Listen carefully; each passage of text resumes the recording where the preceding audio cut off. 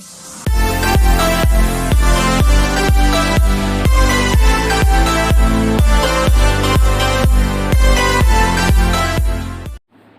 Everyone, स्वागत है आपका हमारे YouTube channel concept of chemistry में। आज हम बात करने वाले हैं कि किसी भी ऑर्गेनिक कंपाउंड में हम हाइब्रिडाइजेशन को कैसे फाइंड आउट करते हैं।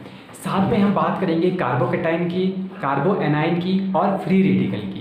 तो ये टॉपिक काफ़ी इंपॉर्टेंट है ऑर्गेनिक केमिस्ट्री में, क्योंकि हाइब्रिडाइजेशन काफ़ी इंपॉर्टेंट हो जाता है। ठीक है, तो चलिए स्टार्ट करते हैं आज का अपना लेक्चर हाइब्रिडाइजेशन। देखो, पिछले वीडियो लेक्चर में हमने बात की थी कि जो भी हमारे ऑर्गेनिक कंपाउंड होते हैं उनमें कोवेलेंट बॉन्ड पाया जाता है। अब एक चीज़ हमें ध्यान रखनी है कि जो इसमें कोवेलेंट बॉन्ड पाया जाता है ना, वो इनमें या तो सिग्मा बॉन्ड होगा या क्या होगा, पाई बॉन्ड प्रेजेंट होगा। ठीक है, एक या तो सिग्मा बॉन्ड प्रेजेंट होंगे या तो क्या होंगे, पाई बॉन्ड्स मेरे प्रेजेंट होंगे। अगर हम बात करते हैं कहीं पे यदि सिंगल बॉन्ड है और डबल बॉन्ड है और एक क्या है, ट्रिपल बॉन्ड है, इनमें हम कैसे पता करेंगे कि सिग्मा कितने होते हैं और पाई कितने होते हैं। अगर मैं सिग्मा बॉन्ड की बात करूं, सिंगल बॉन्ड हमेशा सिग्मा बॉन्ड ही होता है। ठीक है, जितने भी सिंगल बॉन्ड होते हैं, माना कोई मेरा कंपाउंड है, जैसे हम बात करते हैं CH3 की, या हम CH3 सिंगल बॉन्ड CH3 की बात करते हैं, तो ये जो सिंगल बॉन्ड है, ये सिंगल बॉन्ड किसको रिप्रेजेंट करता है, हमारे सिग्मा बॉन्ड को रिप्रेजेंट करता है। तो पाई बॉन्ड यहाँ पे कितने हो जाएंगे, 0। अगर मैं डबल बॉन्ड की बात करूँ तो एक सिग्मा होगा, एक पाई होगा। ट्रिपल बॉन्ड की अगर बात की जाए तो 2 हमारे सिग्मा बॉन्ड वहाँ पे प्रेजेंट होंगे और एक क्या होगा, पाई बॉन्ड हमारा प्रेजेंट होगा। ये हम क्यों कैलकुलेट कर रहे हैं कि सिग्मा बॉन्ड कितने होंगे, पाई बॉन्ड कितने होंगे, ये हमारे हेल्प करेंगे हाइब्रिडाइजेशन को फाइंड आउट करने में। ठीक है,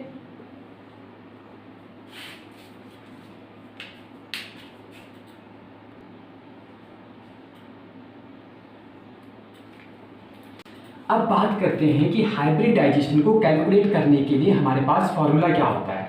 ठीक है, तो ये जो फॉर्मूला हम लिख रहे हैं ये केवल ऑर्गेनिक कंपाउंड में ही एप्लीकेबल होगा। ठीक है, तो हाइब्रिडाइजेशन का जो फॉर्मूला हो जाता है वो होता है कि इस number of sigma bond plus lone pair will be equal to steric number. ठीक है, हम काउंट करेंगे कि किसी भी कंपाउंड के अंदर सिग्मा बॉन्ड कितने प्रेजेंट है और उसके अंदर लोन पेयर कितने प्रेजेंट है।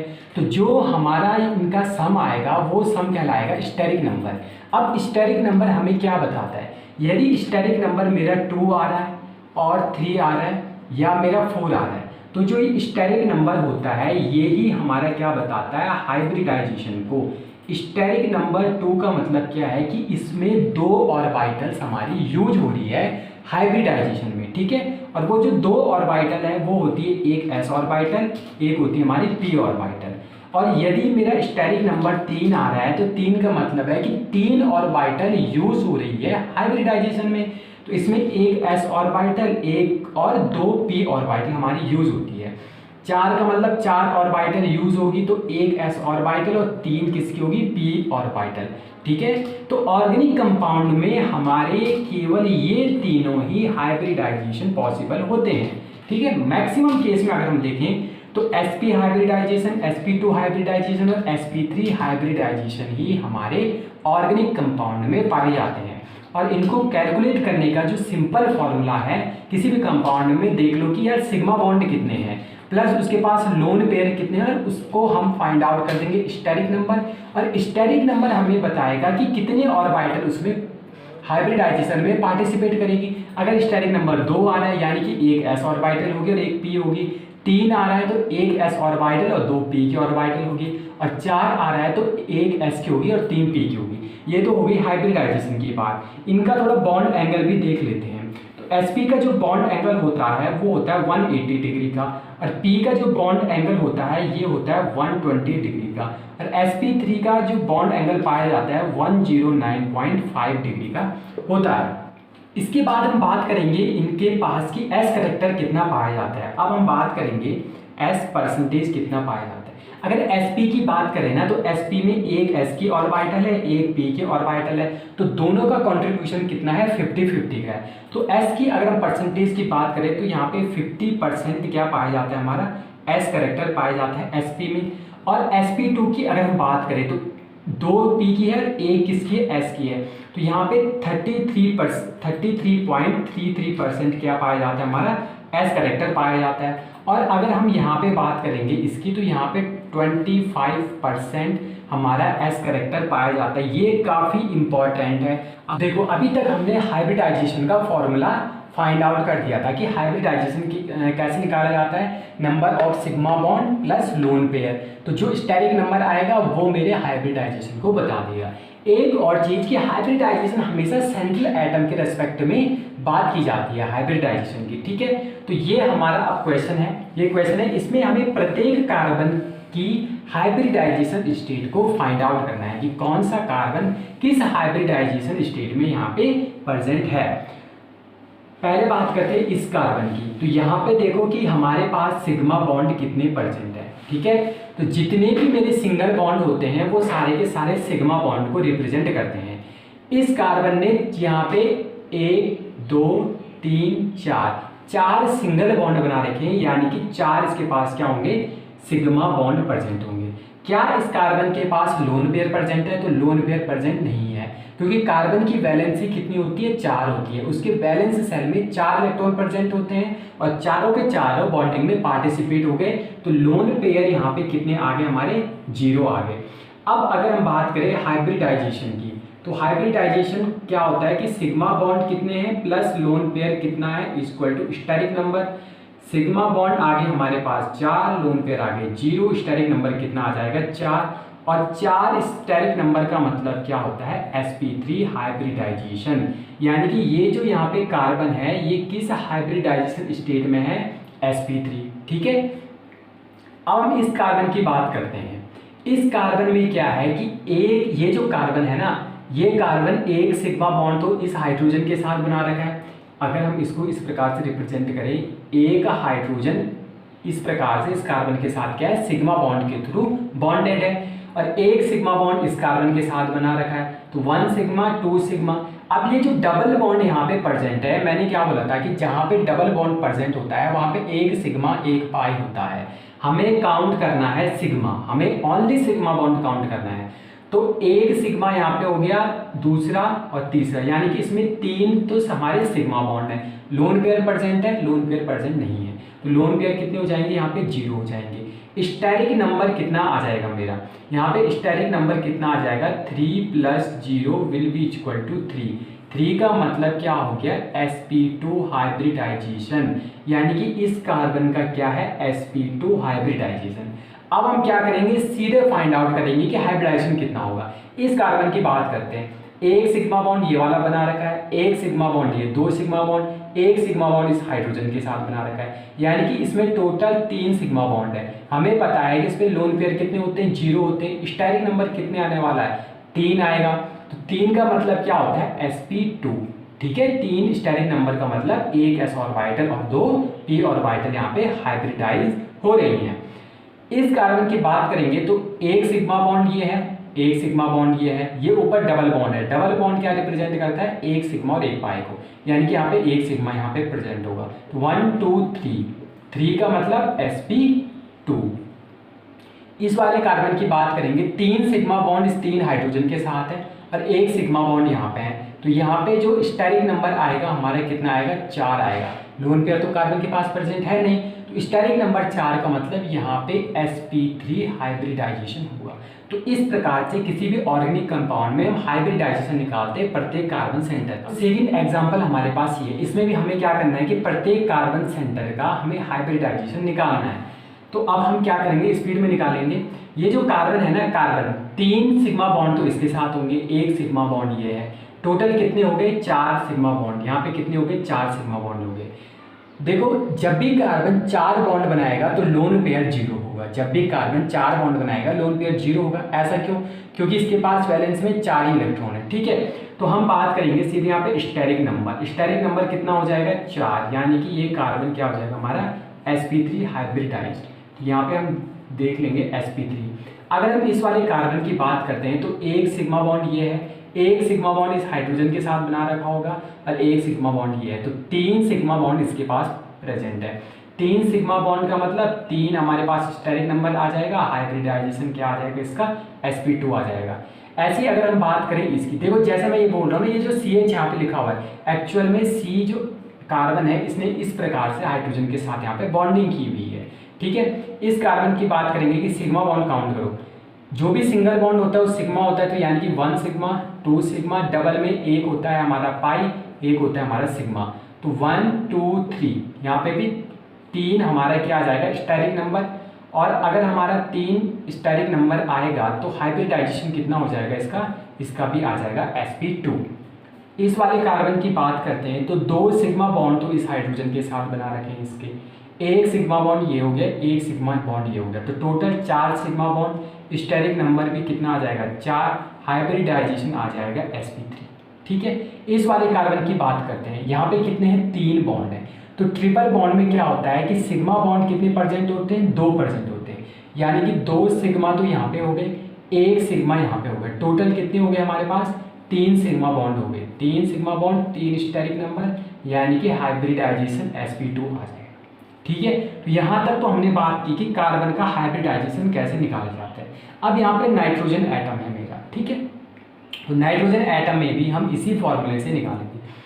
इसके पास कितने सिग्मा बॉन्ड है नाइट्रोजन के पास, तो 2 सिग्मा बॉन्ड तो ये हो गए, ठीक है, 2 सिग्मा बॉन्ड तो ये हो गए, और एक इसके पास क्या है लोन पेयर है। कार्बन के वैलेंस शेल में 5 इलेक्ट्रॉन होते हैं, 3 इलेक्ट्रॉनों से इसने क्या कर दिया 3 बॉन्ड का फॉर्मेशन कर दिया, उसके बाद इसके वैलेंस में 2 इलेक्ट्रॉन बचे हैं और उनको हम क्या कहते हैं लोन पेयर कहते हैं। तो यानी कि इसके पास अगर सिग्मा बॉन्ड की बात की जाए तो इसके पास 2 सिग्मा बॉन्ड है, ठीक है। अगर हम बात की जाए तो ये 2 क्या है, ये 2 सिग्मा बॉन्ड है, प्लस एक क्या है इसके पास, ये एक इसके पास लोन पेयर है, तो टोटल कितने हो गए, टोटल हमारा आता है 3। ये 3 क्या रिप्रेजेंट करता है स्टेरिक नंबर, और अगर मेरा स्टेरिक नंबर 3 है तो हाइब्रिडाइजेशन नाइट्रोजन का कितना आ जाएगा हमारा sp2। तो देखो अब हम हाइब्रिडाइजेशन की बात करेंगे, कार्बोकैटायन में कैसे फाइंड आउट करेंगे, कार्बो एनायन में हम कैसे फाइंड आउट करेंगे।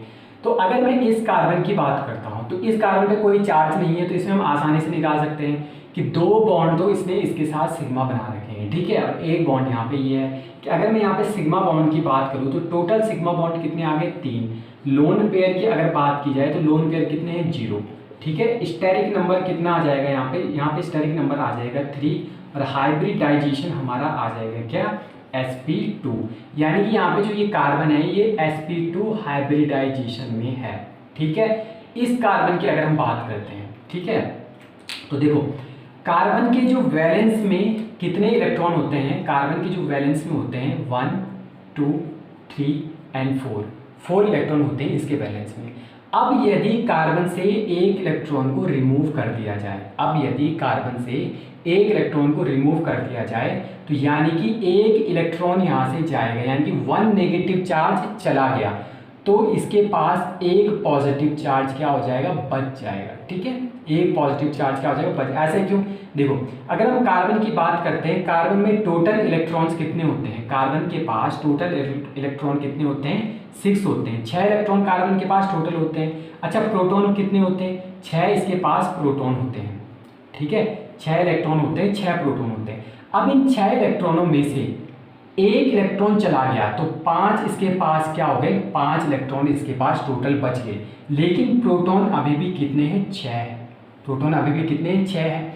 अच्छा कि जब हम बात करते हैं कि प्रोटॉन की, सॉरी यहाँ पे क्या है ये प्रोटॉन है, प्रोटॉन की अगर हम बात करें तो प्रोटॉन पे कौन सा चार्ज होता है पॉजिटिव चार्ज होता है, और इलेक्ट्रॉन पे कौन सा चार्ज होता है नेगेटिव चार्ज होता है। अब 6 यहाँ पे पॉजिटिव चार्ज है, 5 यहाँ पे क्या है हमारे नेगेटिव चार्ज है, तो यानी कि यहाँ पे एक पॉजिटिव चार्ज बढ़ गया ना, तो पॉजिटिव चार्ज आ गया कंपाउंड में या हमारे एटम में क्या आ गया एक पॉजिटिव चार्ज आ गया, ठीक है, समझ में आ गया। अब ये जो 3 इलेक्ट्रॉन है ना, 3 इलेक्ट्रॉन, इन 3 इलेक्ट्रॉन में से एक ने सिग्मा बॉन्ड हाइड्रोजन के साथ बना दिया और 2 इलेक्ट्रॉन ने क्या कर दिया, 2 इलेक्ट्रॉन ने इस कार्बन के साथ डबल बॉन्ड का फॉर्मेशन कर दिया। अब इन डबल बॉन्ड में एक हमारा सिग्मा है और एक सिग्मा इस हाइड्रोजन के साथ है, तो टोटल सिग्मा बॉन्ड की अगर हम यहाँ पे बात करेंगे तो टोटल सिग्मा बॉन्ड कितने आ गए हमारे पास 2 सिग्मा बॉन्ड आ गए, ठीक है, प्लस लोन पेयर क्या इसके पास प्रेजेंट है, लोन पेयर तो प्रेजेंट ही नहीं है, ठीक है, तो लोन पेयर आ जाएंगे हमारे पास 0। स्टेरिक नंबर कितना आ जाएगा 2, हाइब्रिडाइजेशन क्या आ जाएगा sp।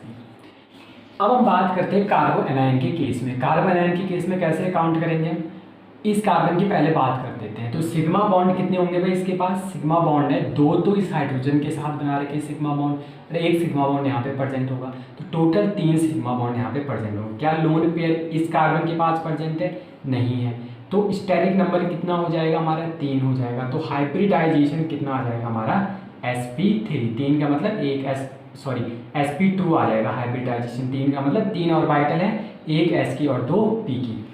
अब हम बात करते हैं इसके हाइब्रिडाइजेशन की, ठीक है, जो कार्बन के ऊपर जो नेगेटिव चार्ज है इसका हाइब्रिडाइजेशन हम कैसे फाइंड आउट करेंगे।